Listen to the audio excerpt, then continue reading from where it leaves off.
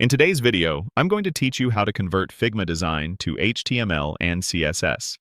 This process allows you to take your visual designs from Figma and transform them into functional, production-ready web code, saving you a significant amount of time and effort in the development phase. While Figma is primarily a design tool, we can leverage powerful plugins to bridge the gap between design and front-end development. To begin, once your Figma design is open and ready, the first thing you'll want to do is right-click anywhere on your canvas.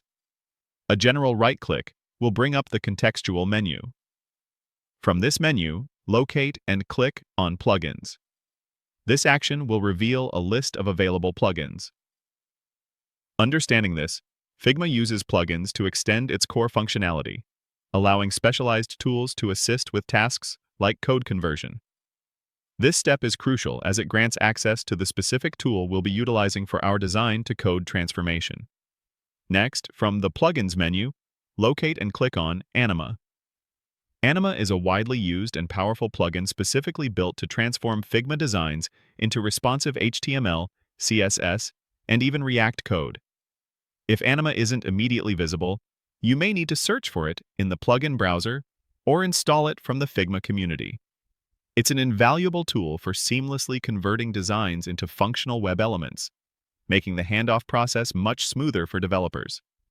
Once you click Anima, the plugin will launch its dedicated interface, often appearing as a sidebar or a modal window within your Figma workspace.